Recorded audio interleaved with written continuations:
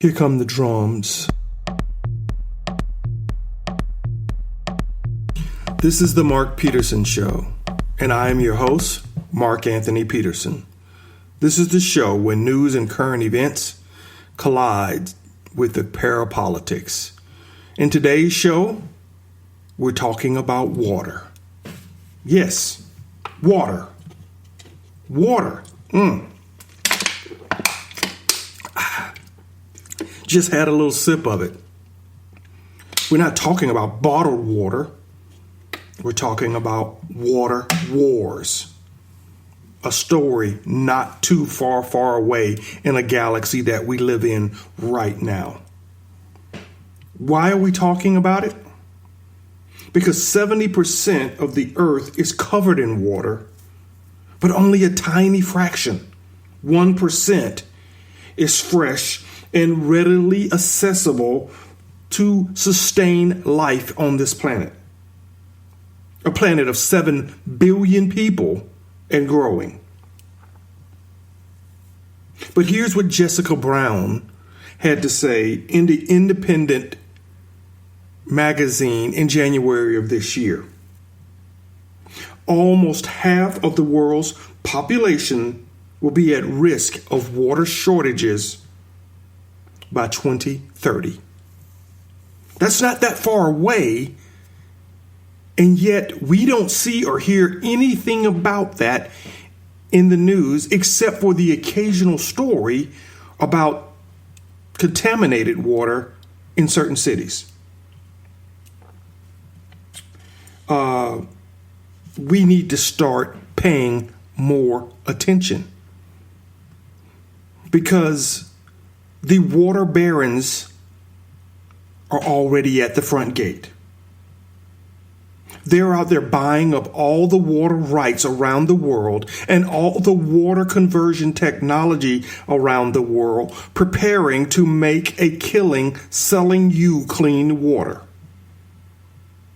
While at the same time, some of the companies that were part of the Flint fiasco in Flint, Michigan, are winning contracts all over the globe, leaving behind the same kind of mess that we saw in Flint, Michigan. And we're going to get into that in today's show. You wouldn't believe it.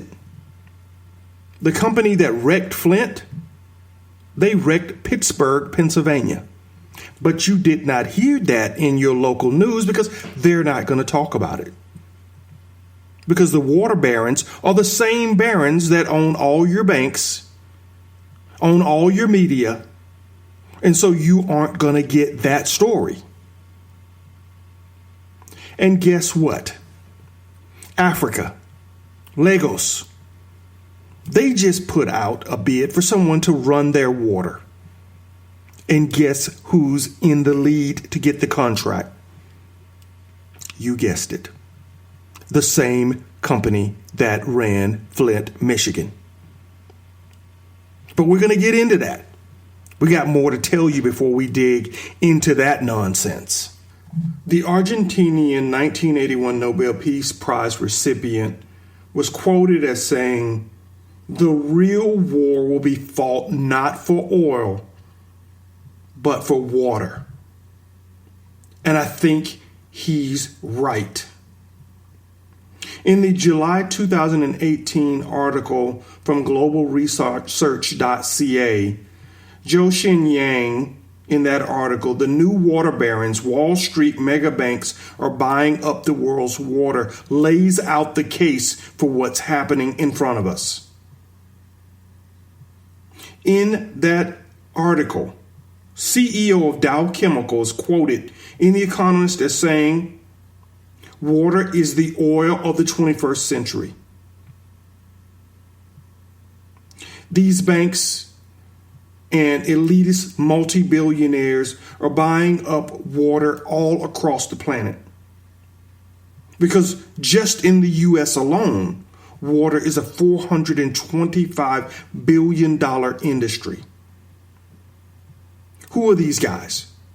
The same old culprits and the same old plan in everything that's going on the planet. Goldman Sachs, JP Morgan, Citibank, Deutsche Bank, Alliance Bank. Who are the billionaires? T-Bone Pickens out of Texas. The former president, the first George Bush, and his family. These guys have chased oil all over the globe, and now they're going after all the water. Hong Kong's Li Ka-shing buying up all the water and the water rights. And while these guys are buying up all the water rights, they're pushing federal, state, and local governments to silently put into place water management rules that limit your ability to control even the water that hits the roof of your house. Yes.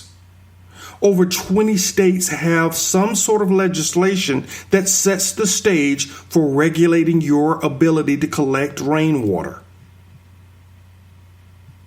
They argue if you collect too much, you're going to deprive the aquifers of the water and make it more difficult for others to get it. But research has shown that to be just a lie, because only 8 to 10% of what falls from the sky finds its way into the aquifers.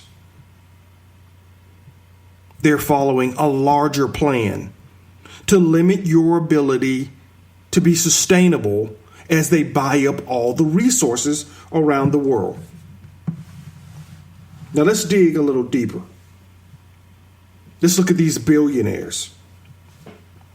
T-Bone Pickens owned more water rights than any other individual in America, with rights over enough water in the Ogallala aquifer to drain 200,000 acre feet, or 65 billion gallons of water from that aquifer a year. That's one man owns more water than any other individual in the United States. And it never made the front page of any paper. Warren Buffett purchased Nalco, a chemical maker and a water process technology company. These guys produce chemicals that disperse crude oil. So you've seen them everywhere there's been a spill, cleaning up all the water. They have lots of other great technology that purifies and makes water drinkable. So you can see why Buffett's in on that. In 2006, Jenna Bush, you remember her? She's the daughter of the last President Bush and the granddaughter of the first President Bush, George H.W. Bush. Well, she just happened to purchase 98,000 acres of land in Chaco, Paraguay, near the Triple Frontier. This land is near the 200,000 acres purchased by her grandfather. Now, that doesn't sound too menacing, does it? She just wanted some land near her grandfather. He has 200 acres. She has 100,000 acres. No, this land that they purchased sits over South America's largest aquifer, which happens to be the world's largest aquifer, Giovanni, if I'm pronouncing that right, which runs beneath Argentina, Brazil, Paraguay, and Uruguay. This aquifer is larger than Texas and California combined. And they have 300,000 acres covering that aquifer. That's why I said T-Bone Pickens used to have the largest amount of water rights. He just got trumped. Do y'all guys see what's happening? They're buying up this land so they have the rights to all the water beneath it, to be able to control it, because the war is going to be fought for water, not for oil. going forward. This still may not alarm you, what's going on, but these were just the billionaires. The banks are getting in on it too, and they're preparing to run all this infrastructure and not start playing the games that they've played abroad here in the U.S. Goldman Sachs has a $10 billion fund amassed since 2006 for infrastructure-related investments focused on water. In March of 2012, Goldman Sachs purchased into the Veolia Water Company. Now, that company just happened to be the same company that ran the water infrastructure in Flint, Michigan. Veolia, or Veolia as the French say, because it is a French company, is at the center of Flint and Pittsburgh, where in Pittsburgh, the lead levels are even higher than they are in Flint. But like I said, we're going to dig into that once I finish unmasking who the barons are that are buying up all the technology and all the water rights ahead of the water being contaminated globally. Citibank partnered with HBC Bank and Prudential to acquire the water utility Kelda, which is the water utility that provides services for Yorkshire, in November of 2007. Credit Suisse partnered with General Electric in the General Electric Infrastructure Division in May of 2006 to establish a $1 billion joint venture to profit from the privatization of investments in global infrastructure assets. JP Morgan Chase has beat out rivals Morgan Stanley and Goldman Sachs to buy UK's water utility, Southern Water. They also created a $2 billion infrastructure fund in 2007 to go after India's infrastructure. Why am I telling you all this? Because we're being set up for the same things that have traditionally occurred in developing countries or third world countries. They're setting the stage to do that here in the United States. And what is that approach? Set you up to have massive, massive debts. Create a crisis, possibly a crisis around your water. Force you to privatize that industry and turn it over to these big water barons. And they sell that water back to you at prices that you have never dreamed of paying to get access to clean water. Don't think it can happen?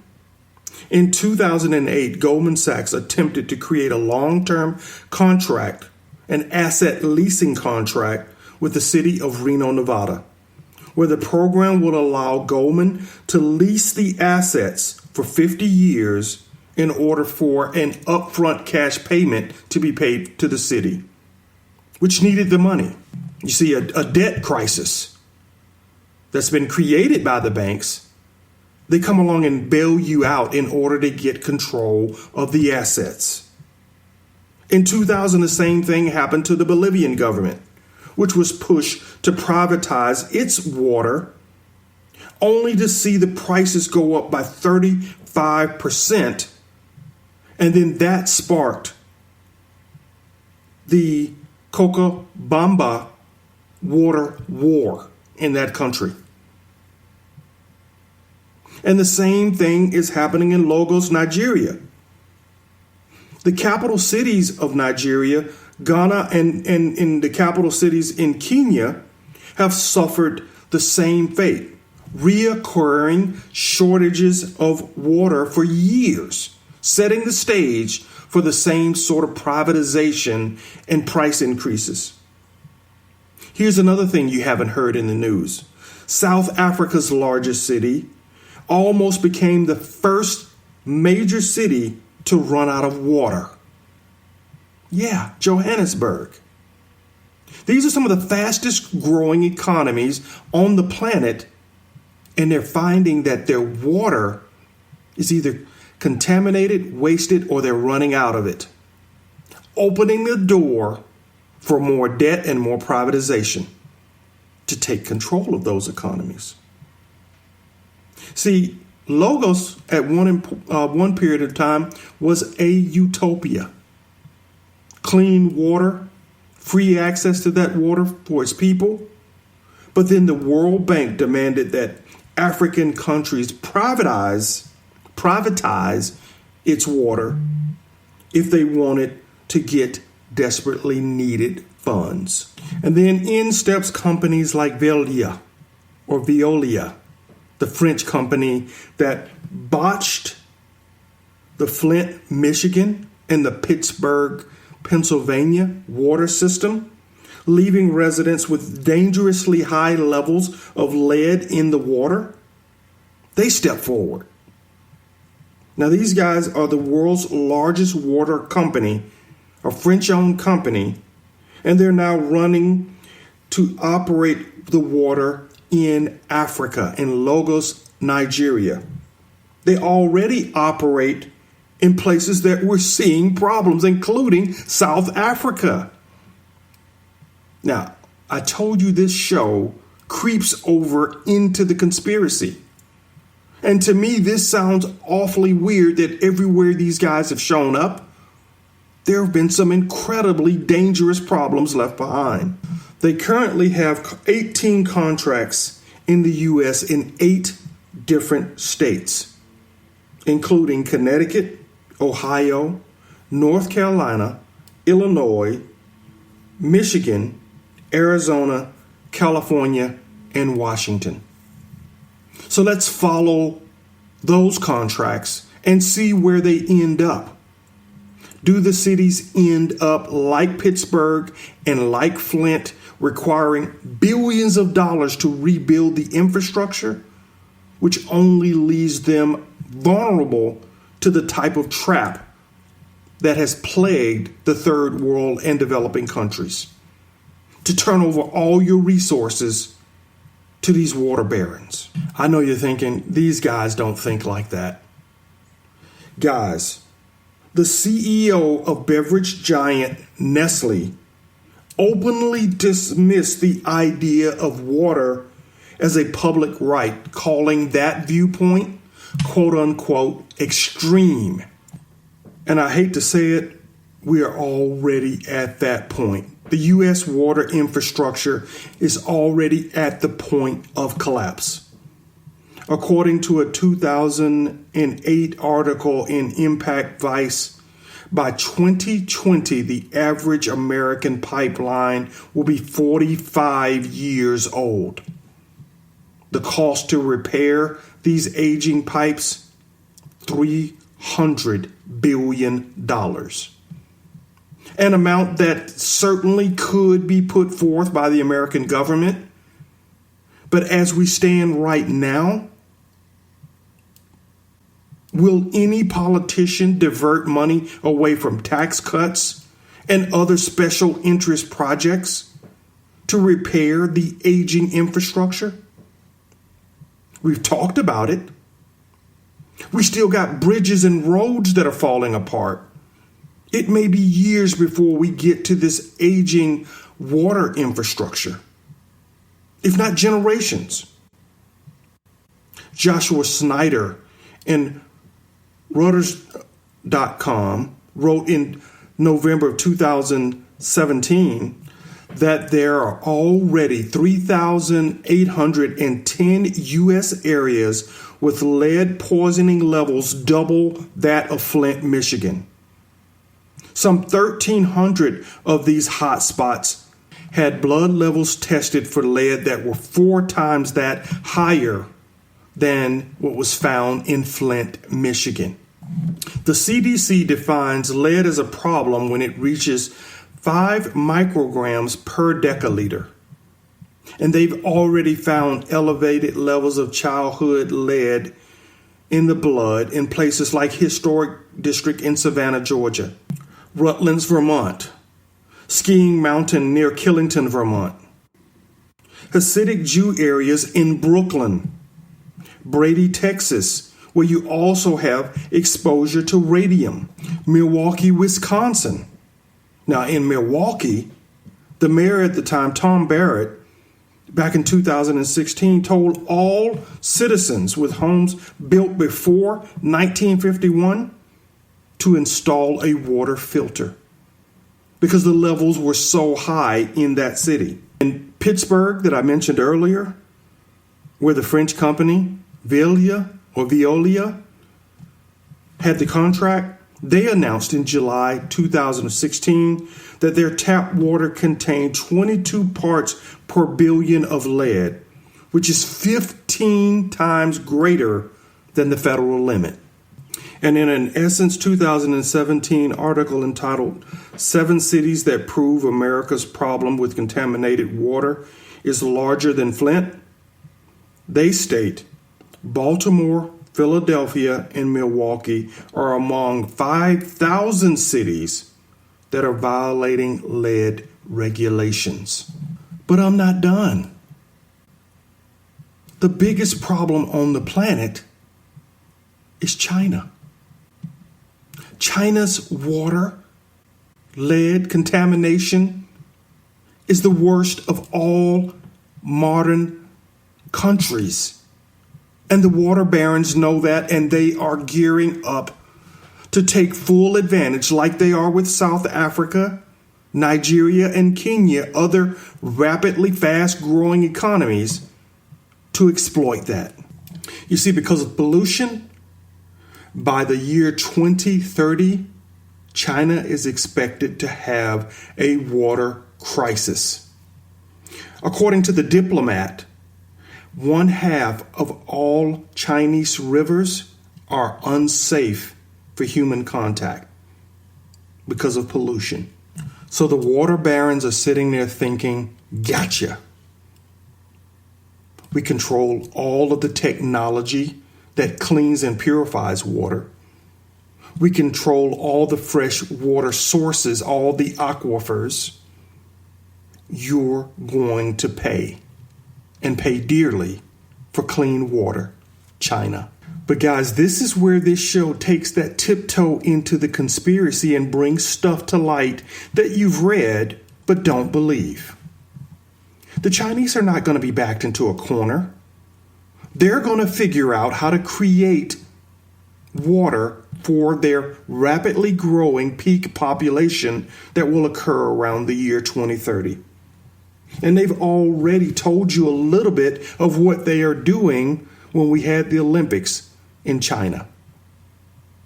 They're creating the weather that will produce water for their population.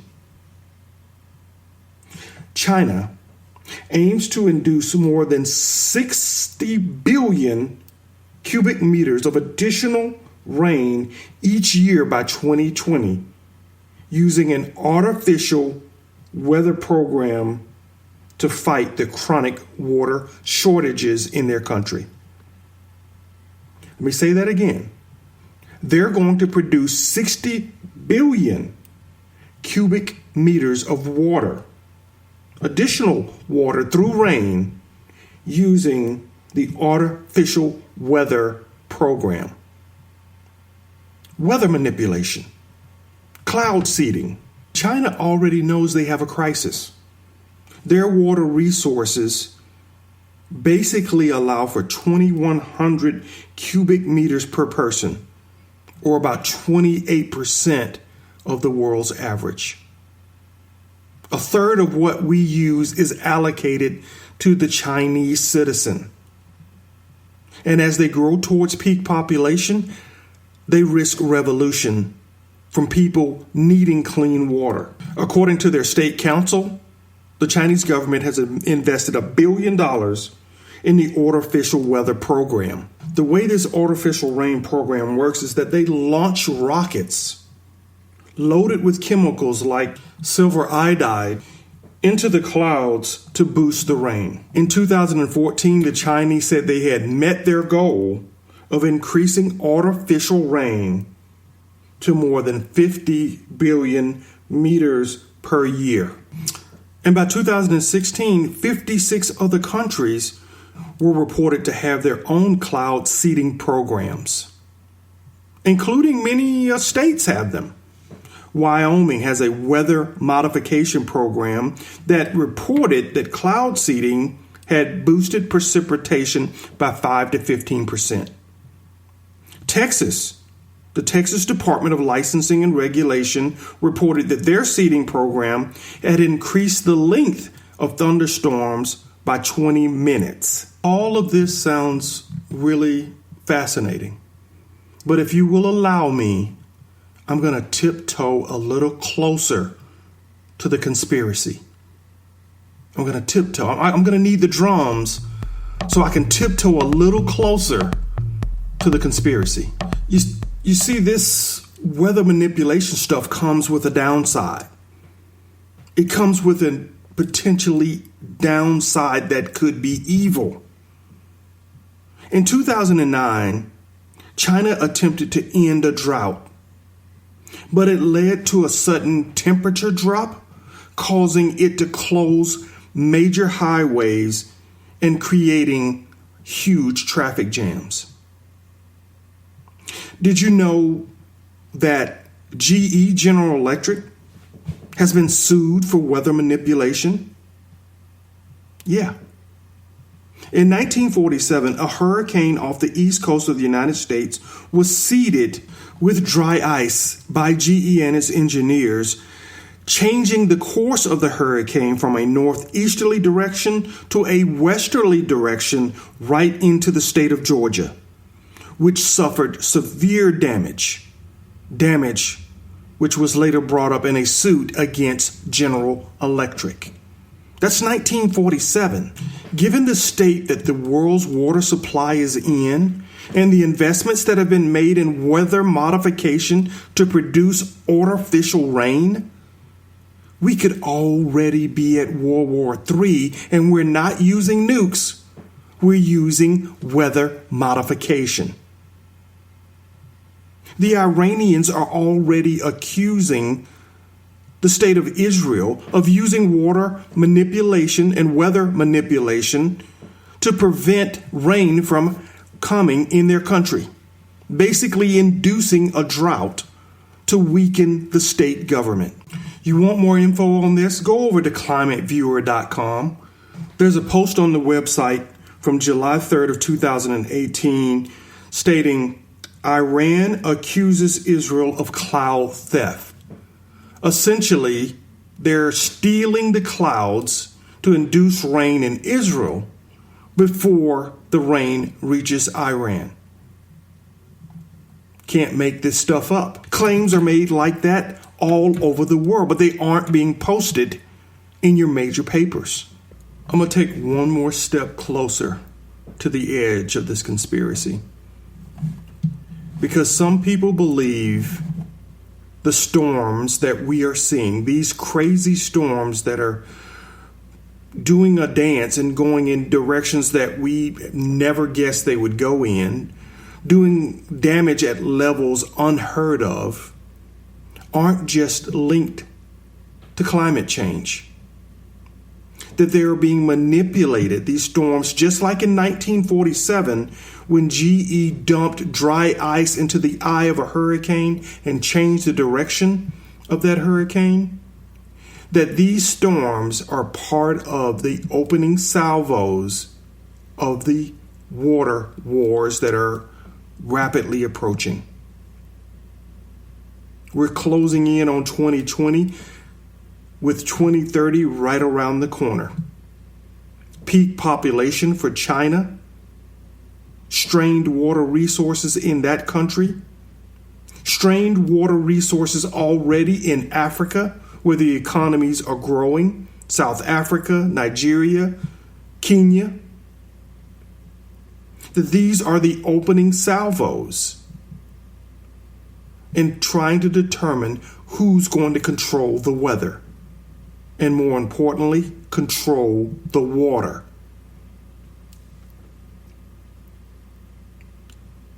Let me step back from the edge a little bit. I don't want you to panic. Because right now, you probably still, like me,